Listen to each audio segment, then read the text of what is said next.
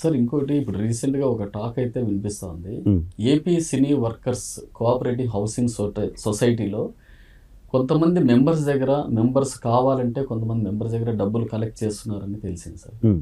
అందులో అది ఎంతవరకు నిజము ఏంటి అనేది మీరు ఏమని చెప్పగలరు? ఆ, ఆంధ్రప్రదేశ్ గవర్నమెంట్ అనేది ఇంకా హౌసింగ్ సొసైటీకి స్థలాల్ని ఇంకా అనౌన్స్ చేయలేదు, ఇవ్వలేదు.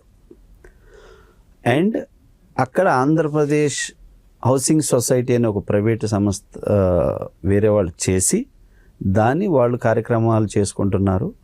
యాజ్ ఏ ఎఫ్డిసి నంబర్గా నాకు దానికి సంబంధం లేదు ఏంటి. బట్ ఏంటంటే వాళ్ళు పర్సనల్గా వాళ్ళు చేసుకుంటున్నారు. ప్రభుత్వం అయితే స్థలం ఇంకా అనౌన్స్ చేయలేదు, ఇవ్వలేదు. సార్ అలాగే మీరు యాక్చువల్గా మన తెలంగాణ ఏదైతే టీఎఫ్డిఏ తెలుగు ఫిల్మ్ డైరెక్టర్ అసోసియేషన్లో మీరు యాజ్ ఎ ప్రెసిడెంట్గా ఉన్నారు. At the same time AP Telugu film director association ప్రెసిడెంట్గా ఉన్నారు. ఇక్కడ వైస్ ప్రెసిడెంట్ గాను అక్కడ ప్రెసిడెంట్ గాను ఈ రెండు బాధ్యతలు ఏంటి సార్, ఎలాగా మీరు హ్యాండిల్ చేస్తారు? అదేంటంటే మన ఇంతకుముందు ఏంటంటే ఆంధ్రప్రదేశ్లో 2 రాష్ట్రాలుగా విడిపోయినప్పుడు తర్వాత అక్కడికి వెళ్ళి ఎవరెవరో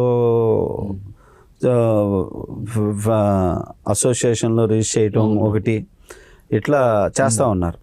సో అప్పుడు ఏంటంటే నేను టక్మని చెప్పేసి తోరం రాజాకి చెప్పి అక్కడ ముందు మన అసోసియేషన్ మనం రిజిస్టర్ చేద్దాం, లేకపోతే ఎవడెవడో పెట్టేసి బ్యాడ్ నేమ్ తెచ్చేటట్టు ఉన్నారు అని చెప్పి రిజిస్టర్ చేయించేసి తరువాత ఇప్పుడు దాన్ని మా టీఎఫ్డిలో మెర్జ్ చేసేసుకొని చేయటం జరిగింది.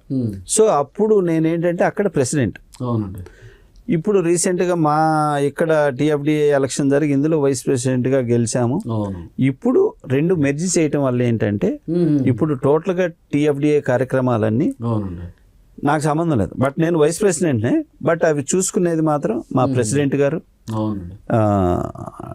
ట్రెజరర్ మా సాయి రాజేష్ గారు, సెక్రటరీ మా రామారావు గారు, వీళ్ళే చూసుకునేది. ఇంకా అక్కడ ఇక్కడ నా పాత్ర వచ్చి వైస్ ప్రెసిడెంట్. సో అక్కడ రెస్పాన్సిబిలిటీలన్నీ ఇక అక్కడ ఇక్కడ వాళ్ళయే. అది అందువల్ల దాన్ని అలా చేయటం జరిగింది. ఎందుకంటే అప్పుడు అక్కడ ప్రెసిడెంట్గా ఉన్నాను. బట్ ఏంటంటే ఇక్కడ పదవి కాదు, ఓన్లీ సర్వీస్ అంతే. ఇండస్ట్రీ కోసం ఇండస్ట్రీ బాగుండాలి, గొడవలు ఎక్కడ ఉండకూడదు, అందరినీ బ్యాలెన్స్ చేసుకు తీసుకెళ్ళాలి. కొంతమంది ఏంటంటే ఇక్కడ ఎవరి స్వార్థాల కోసం రకరకాలుగా ఒకళ్ళ మీద ఒకళ్ళు బురదలు చల్లుకునే కార్యక్రమాలు ఉండి చేసుకుంటుంటారు. ముందు ఇండస్ట్రీని రోడ్డుకి ఎక్కిస్తున్నారు. అలా ఉండకూడదని ముందు జాగ్రత్తగా తీసుకున్నాను. నేను ఒక బాధ్యత గల సినీ ఇండస్ట్రీ పౌరుడిగా నేను నిజంగా ఆ విషయంలో చాలా బాధ్యతగా ఉంటాను. సో అందువల్ల నేను ముందే అది రిజిస్టర్ చేసుకొని ఇలా చేశాను అనమాట. అంతే. ఫైనల్గా ఇప్పుడు ఏపీ ఎఫ్డిసి కమిటీలో మీరు డైరెక్టర్గా ఉన్నారు కదా, అంటే అక్కడ మన తెలుగు ఫిల్మ్ ఇండస్ట్రీకు అక్కడ ఏపీ ప్రభుత్వం ఎటువంటి సహాయ సహకారాలు అందిస్తారని ఆశించవచ్చు? డెఫినెట్గా ఆంధ్రప్రదేశ్ గవర్నమెంట్ వచ్చేసి ఎఫ్డిసి నుంచి త్వరలో డెఫినెట్గా మంచి విషయాలు వింటారు. అక్కడ ముందు నంది అవార్డ్స్ ప్రకటన చేస్తారు.